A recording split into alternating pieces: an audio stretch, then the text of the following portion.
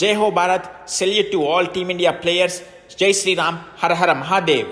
గత T20 world cup మనం గెలిచినప్పుడు చాలా వరకు పాకిస్తాన్ ఫ్యాన్స్ ఇది అడ్డిగుడిలో గెలిచారు అని చెప్పారు. కానీ అదే ఇప్పుడు మళ్ళీ టీ20 వరల్డ్ కప్ని ప్రపంచ క్రికెట్ ముందు మనం ఒక బాస్లా గెలిచాం. ఇప్పుడున్న ప్రపంచ క్రికెట్లో మన భారతదేశమే క్రికెట్కి బాస్ అని చెప్పుకోవచ్చు. గత 2-3 సంవత్సరాలుగా మన టీమిండియా ఆధిపత్యం ఉండేది, ఇప్పుడు కూడా ఉంది, తర్వాత కూడా ఉండబోతుంది. ఈ ప్రపంచ కప్ మన టీమిండియాకి చాలా అంటే చాలా ఇంపార్టెంట్ అండ్ చాలా మెమొరీస్ని కూడా ఇచ్చింది. ఈ వరల్డ్ కప్లో మనకి ఎన్నో డౌట్స్ ఉన్నాయి. సౌత్ ఆఫ్రికా లాంటి టీమ్స్ మనల్ని మట్టి కరిపించింది. అయినా అక్కడి నుంచి పుంజుకొని ఎంతో అద్భుతమైన ఆట తీరుతో ఫైనల్లో అందరూ కలిసి మన భారత జట్టును గెలిపించారు. మన టీమిండియాలో నెంబర్ 1 టీ20 బౌలర్ ఉండొచ్చు, మన టీమిండియాలో నెంబర్ 1 టీ20 బ్యాట్స్మెన్ ఉండొచ్చు. కాకపోతే ఎప్పుడైతే ఖచ్చితంగా అవసరమైన మ్యాచ్లో మనకు వచ్చింది సంజు శాంసన్. నెంబర్ 1 టీ20 బ్యాటర్లా ఆడాడు సంజు శాంసన్. ఎంతో క్రూషియల్ మూమెంట్స్లో ఎంతో అద్భుతంగా బౌలింగ్ చేసి జస్ప్రీత్ బుమ్రా తానేంటో మళ్ళీ నిరూపించుకున్నాడు. వరల్డ్లోనే అత్యంత విలువైన బౌలర్గా పేరు తెచ్చుకున్నాడు జస్ప్రీత్ బుమ్రా. ఇప్పటి వరకు టీ20 వరల్డ్ కప్ని 3 సార్లు ఎవరూ గెలవలేదు. మన టీమిండియా గెలిచి చూపెట్టింది. ఇప్పటి వరకు హోమ్ వరల్డ్ కప్ని ఎవరూ గెలవలేదు. టీ20 క్రికెట్లో మన టీమిండియా గెలిచి చూపెట్టింది. ఇప్పటి వరకు ఎవరు టీ20 వరల్డ్ కప్ని డిఫెండ్ చేసుకోలేకపోయారు. మన టీమిండియా డిఫెండ్ చేసుకొని చూపెట్టింది. జై హో Bharat, salute to each and every player of Indian cricket. జై హింద్. నిన్న మన భారత జట్టు ఫైనల్లో ఎలా గెలిచిందో ఈ వీడియోలో మనం పూర్తిగా మాట్లాడుకుందాం. ముందుగా మన ఛానల్ని మీరు ఇంకా సబ్స్క్రైబ్ చేసుకోకపోతే ఒక సబ్స్క్రైబ్ చేయండి, వీడియోని ఖచ్చితంగా లైక్ చేయండి అండ్ మీ అమూల్యమైన ఒపీనియన్ని కామెంట్ రూపంలో చెప్పండి. అండ్ మీరు సబ్స్క్రైబ్ చేసుకోవడం ద్వారా నాకు ఇంకా మోటివేషన్ వస్తుంది ఇలాంటి వీడియోస్ మీకోసం మరెన్నో చేయాలని. 2023 November 19 India versus Australia ODI world cup final. మన రోహిత్ శర్మ నేతృత్వంలో టీమిండియా ఎంతో అద్భుతంగా ఆడి 10కి 10 మ్యాచ్లు గెలిచి ఫైనల్ వరకు వచ్చింది. కానీ ఫైనల్లో అహ్మదాబాద్లో మనం ఓడిపోయాం. అప్పటి నుండి ఇప్పటి వరకు ఆ బాధ అలానే ఉంది. కానీ ఇప్పుడు అదే అహ్మదాబాద్లో సూర్యకుమార్ యాదవ్ కెప్టెన్సీలో మన టీమిండియా ఇంకొక వరల్డ్ కప్ గెలిచింది. ఓడిఐ వరల్డ్ కప్ కాకపోయినా ఈసారి టీ20 వరల్డ్ కప్ని గెలిచి మన బాధల్ని అండ్ ఆల్సో మన గాయాల్ని నయం చేసింది. ఇక్కడ మనం సంజు శాంసన్ గురించి చాలా అంటే చాలా గొప్పగా మాట్లాడుకోవాలి. సంజు శాంసన్ క్రికెట్ హిస్టరీలోనే ఒక మేటి బ్యాట్స్మెన్ అండ్ గొప్ప బ్యాట్స్మెన్గా రికార్డులోకి ఎక్కాడు. ఎందుకంటే వర్చువల్ క్వార్టర్ ఫైనల్లో అతడు ఆడిన ఇన్నింగ్స్ అద్భుతం, అమోఘం. సెమీఫైనల్లో అతడు ఆడిన ఇన్నింగ్స్ అన్బిలీవబుల్. అండ్ ఫైనల్లో కూడా మళ్ళీ అతడు ఎంతో అద్భుతంగా ఆడాడు. సెంచరీ కోసం అతడు ఎప్పుడూ చూడలేదు. ఖచ్చితంగా టీంనే ముందు ఉంచాడు. దేశం కోసం, దేశ పరువు కోసం, మన త్రివర్ణ పథకం కోసం అతడు 3 సెంచరీలు కూడా మిస్ అయ్యాడు. అతడు చేయాలంటే సింగిల్స్ తీసి సెంచరీ చేయొచ్చు, కానీ దేశం కోసం అతడు అటాకింగ్ షాట్స్ ఆడి అవుట్ అయ్యాడు. Salute to Sanju Samson. ఇలాంటి ప్లేయర్స్ చాలా అరుదుగా ఉంటారు. అందుకే కదా ఇలాంటి ప్లేయర్స్ ని ఖచ్చితంగా టీమిండియాలో ఆడిపోవాలని మనం ఎన్నో రోజులుగా మాట్లాడుకున్నాం, ఎన్నో వీడియోస్ చేశాం. అండ్ ఇప్పుడు దాని ప్రతిఫలం మనకు అందింది.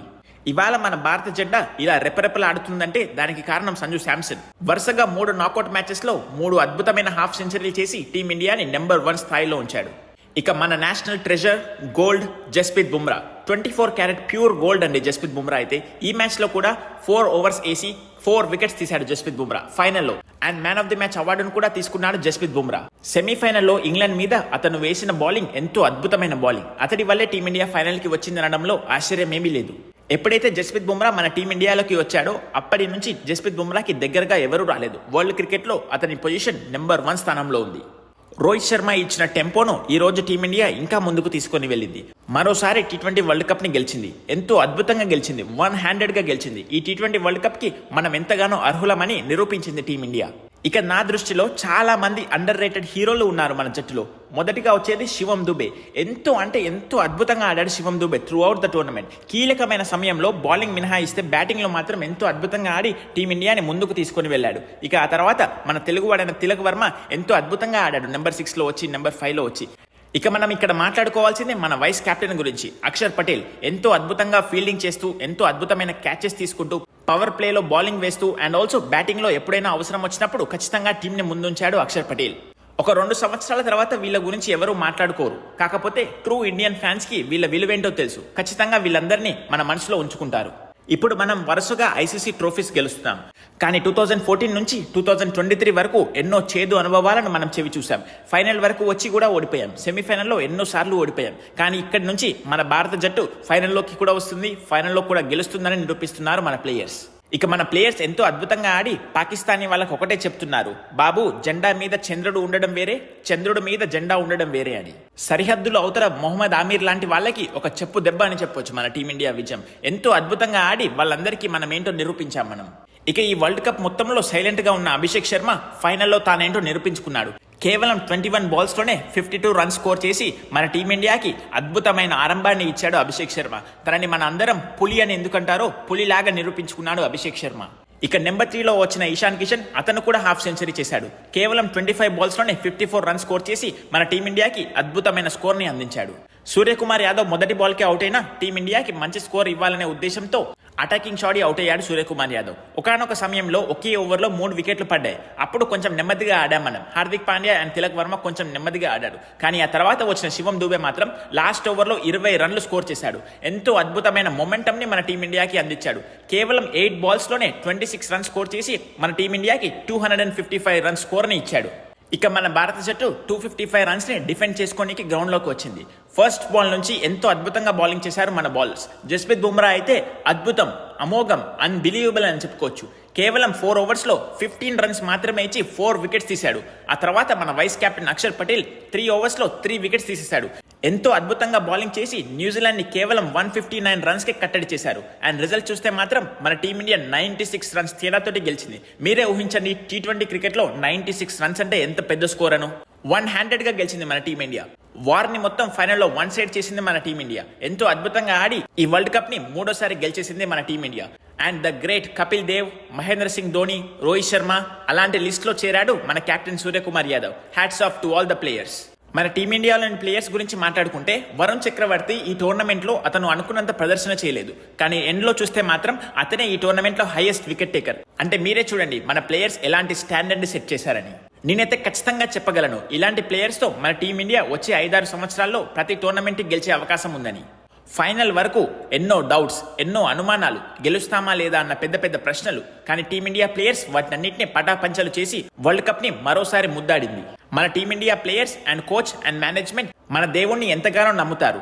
వీలైనప్పుడు అల్లా గుడిలోకి వెళ్తూ మన టీమిండియా మంచి ప్రదర్శన చేయాలని, మంచి జరగాలని కోరుకున్నారు దేవుణ్ణి. అన్ని పద్ధతులను పాటించారు మన టీమిండియా ప్లేయర్స్. రీసెంట్ గా చంద్రగ్రహణం జరిగింది, అందరికీ తెలిసే ఉంటుంది. అలాంటి టైంలో టీమిండియాకి ప్రాక్టీస్ సెషన్ ఉంది. కానీ గౌతమ్ గంభీర్ అండ్ మేనేజ్మెంట్ వాళ్ళు చంద్రగ్రహణం ఉందని టీమిండియా ప్లేయర్స్ ని బయటికి వెళ్ళనివ్వకుండా ప్రాక్టీస్ చేపియలేదు. కానీ ఆ తర్వాత మళ్ళీ ప్రాక్టీస్ చేపించారు. అంత పట్టింపుతో ఉన్నారు మన టీమిండియా ప్లేయర్స్. ఎప్పుడైతే టీంలో ఎంత పొటెన్షియల్ ఉన్నా కానీ ఆ దేవుని మీద నమ్మకం అనేది ఉంటే మాత్రం ఖచ్చితంగా విజయాలు ఇలాగే అందిస్తాడు ఆ దేవుడు. మన టీమిండియా వరల్డ్ కప్ గెలిచాక కూడా ఫస్ట్ వెళ్ళిన ప్రదేశం ఏంటంటే హనుమాన్ టెంపుల్ కి. Jay Shah as well as Suryakumar Yadav Hanuman temple కి వెళ్లి మంచిగా దేవుణ్ణి మొక్కుకున్నారు. Hats off team India. జై Shri Ram and Har Har Mahadev.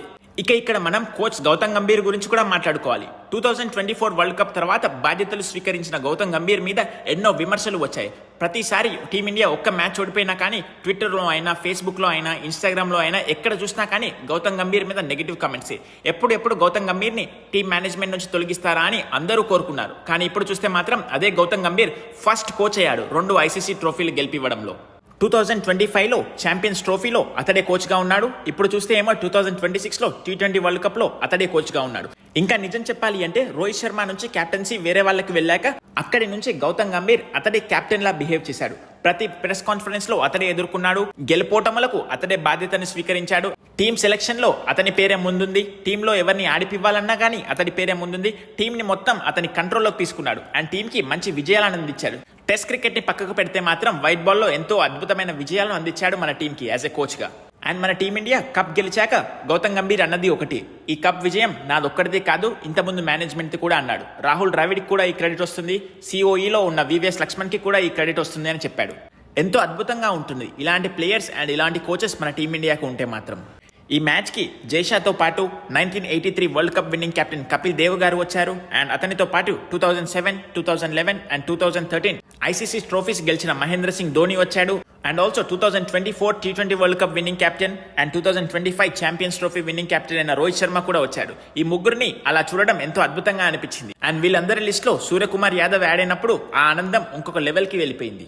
World cup గెలిచాక Suryakumar Yadav ఒకటే అన్నాడు, 2028లో ఇంకొక T20 వరల్డ్ కప్ ఉంది, అక్కడ కూడా మేము ఇలాగే గెలవాలనుకుంటున్నాం. అండ్ 2028లో జరిగే ఒలింపిక్స్ లో కూడా మేము ఖచ్చితంగా గోల్డ్ మెడల్ సాధించాలనుకుంటున్నామని సూర్యకుమార్ యాదవ్ పేర్కొన్నాడు. అండ్ నేనైతే అదే కావాలని కూడా కోరుకుంటున్నాను. Hats off team India. జై హింద్, వందే మాతరం.